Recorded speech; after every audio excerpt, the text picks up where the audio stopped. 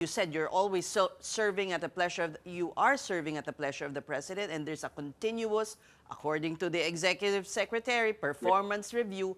Saan nyo pag-iigtingin ang inyong serbisyo? So apparently ang utos sa akin ng president is really to make the services of government closer to the people. So yung pila sa mga hospitals, I'm trying to contain. Nag-umpisa ako ng patient Sinabi niya yan sa kanyang podcast #1. Correct. Correct. So inutos niya sa akin to when he appointed me to make services closer to the people, igsian yung mga pila to get services like this one, HIV services. We have treatment hubs all over the country, making it sure that our kids can get tested if they want to be tested. Our kids can get HIV treatment if they get treatment. And then yung congestion sa hospitals, medyo na-solve ko with the bukas, which is a bagong urgent care and ambulatory centers. I brought ambulatory centers closer to the community and other solutions. I'm trying to increase also PhilHealth reimbursements for dialysis, for heart attack. That way, kahit private ka mapunta, the PhilHealth can cover for most of your expenses. So we're trying to solve it at different grounds. Our health system is broken because we discovered this during COVID. Hirap na hirap tayo.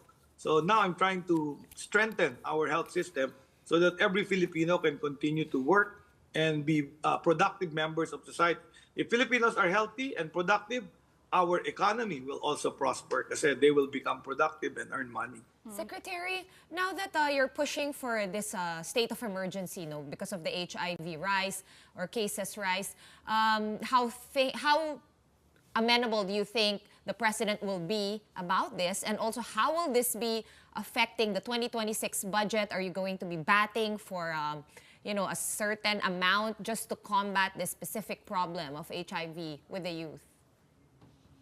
Well, number one, I think the president will be supportive of this project. Of course, all I want is help from the other government agencies to combat this. And sometimes it's just education, additional education. That means modules for DepEd, which we will also be willing to make so that the teachers can teach the children about the scourge of HIV. The SWD, DOLE can cut up measures so that testing can be available. And then, yes, we will have a little increase in our budget for HIV. If we really want it to go down, we have to really increase some of our budget for health promotion, testing, and treatment for these patients. Secretary, recently we also had Dr. De Grano of P-Happy, and he was talking about how medical services the costs of medical services are rising by 10 to 15%. How does the health department plan to cushion the impact of that? Yeah, so after the announcement of Dr. De Grano, I tried to talk to our private sector people, and in fact, they declared to me the cost of medical supplies and medicines have gone up in the global market by as much as 30%. So this supply chain and these trade wars have actually increased our cost of medicines, but they're still absorbing it. So a 5% increase or 10% increase in the cost, they're still absorbing it. What I said is maybe we should start doing some kind of bundled services like your Happy Meal, so we can bundle services so we can lower the cost so it can become affordable. And our private hospitals were amenable to something like this, free checkups together with, bundle the maternal checkups together with the vaccines and the multivitamins. And then I'll increase the PhilHealth rates so that they can recover their cost. We have to make the healthcare sustainable. We were surprised that you paid a big portion of the dues to the private hospitals in one go. Yes, this is part of our reforms at PhilHealth. I also have a new president and CEO at PhilHealth who is a hospital director and knows, is an orthopedic surgeon, so knows the clinical side. So we know that if PhilHealth doesn't reimburse the hospitals will loan money, will increase their prices, and it doesn't make healthcare more affordable. So the idea is that every Filipino has PhilHealth, we increase the cost, and we allow, even if they go to the private or the public, they will be able to address the copay. Kasi sa private, says merong copay. Sa public, I'm planning to announce with the president, malibre ko na yung all the wards and all the semi-private in the DOH hospitals. To be fair, kailan yan?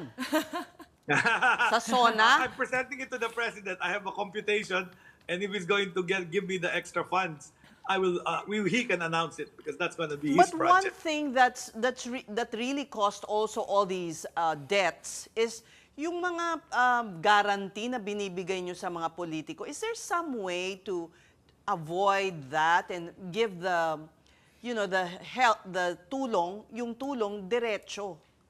So Galing that's exactly my DOH, point. hindi So- dumadaan sa mga kung sino-sino pumipirma na hihingan mo pa, 'di ba? So kaya gusto namin malibre na yung consultation sa DOH hospital. Eh, hindi ka na kailangan. If it's free, you don't need to go to a politician to broker for your health So you're going to remove that. We're kulang pa kasi ang funds, Seth. So we have to top up some of the funds or some things will have to still be built or built small naman, discounted. No? Expensive implants, expensive tests, hindi pa rin kaya ma-fund lahat. But slowly we're getting there. For all the poor, So ganito ba ang poor gagawin piece- ninyo? Parang yung 3 plus 1 ni 1 plus 3 ni Vince Dizon sa MRT, parang ganyan. siguro parang ganon. Or Parang yung family what you get in the package. fast food, di ba? In the fast food, di ba? You get a bundle of things. Biglang kasama na yung- nagpapagalingan kayong mga nasa kabinete, ah. True. Ini-evaluate kami. Anong Dapat gagawin pala ko? ganyan ang Mag-iisip gawin. ako ng magagaling Takutin na kayo. idea.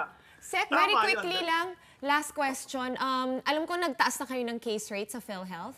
Yes, But oo. then nagtaas rin kasi yung mga ospital ng private hospitals, at least ng mga That's rates. true. Will you be reviewing again to make sure na, medyo pumatas naman yung coverage? Well, ang request ko kasi sa private hospitals, you can go ahead and increase the rates for the single room and the suite room, yung sa mayayaman.